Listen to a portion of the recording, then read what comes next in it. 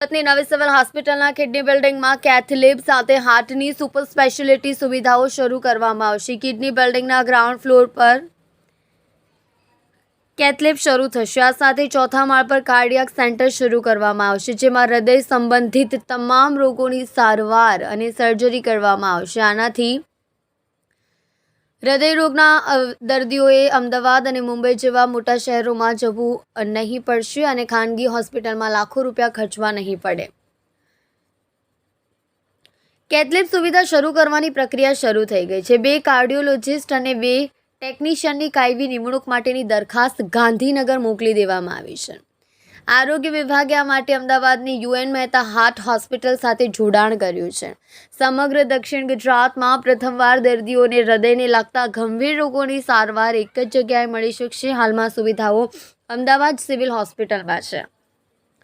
ફેબ્રુઆરીમાં જાહેર કરાયેલા રાજ્ય સરકારના બજેટમાં ગાંધીનગર, રાજકોટ, સુરતમાં કાર્ડિયાક ટ્રીટમેન્ટ સેન્ટર શરૂ કરવાની જાહેરાત કરવામાં આવી હતી. આ માટે 40 કરોડ રૂપિયાની જોગવાઈ કરવામાં આવી છે. આ કાર્ડિયાક સેન્ટર સુરતની સિવિલ હોસ્પિટલમાં બનાવવામાં આવશે. સિવિલ હોસ્પિટલમાં કાર્ડિયાક સેન્ટર બનાવવાની વાત ઘણા વર્ષોથી ચાલી રહી હતી. હાલમાં અમદાવાદની યુએન મહેતા સંસ્થા દ્વારા નવનિર્મિત કાર્ડિયાક સેન્ટરનું સંચાલન કરવામાં આવશે. અમદાવાદ સિવિલ હોસ્પિટલમાં હૃદય, કિડની, લીવર અને મગજ જેવા અંગોના ગંભીર રોગોની સારવાર અને સર્જરી માટે જરૂરી તમામ સુવિધાઓ ઉપલબ્ધ છે. યુએન મહેતા હાર્ટ હોસ્પિટલના પરિસરમાં જ છે.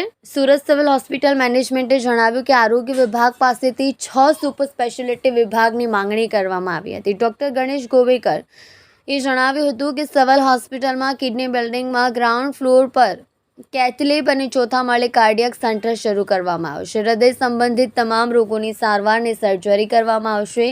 અમે 2 કાર્ડિયોલોજિસ્ટ અને 2 ટેકનિશિયનની માંગણી કરી છે. ટૂંક સમયમાં ગાંધીનગરથી તેની મંજૂરી મળી શકે છે. જલ્દી તેની ભરતી થશે. વધુમાં જણાવ્યું હતું કે સુરત સહિત દક્ષિણ ગુજરાતમાં અચાનક બેભાન થઈ જવાથી મોતના કિસ્સામાં વધારો થઈ રહ્યો છે, જેમાં ઘણા કેસોમાં હાર્ટ એટેકથી મોત થયું હોવાનું સામે આવે છે. સુરત સિવિલ હોસ્પિટલમાં કેટલે સહિતની સુવિધા શરૂ થતાં દક્ષિણ ગુજરાતના હાર્ટને લગતા દર્દીઓને રાહત થશે અને અમદાવાદ, મુંબઈ સુધી ધક્કા નહીં ખાવા પડે.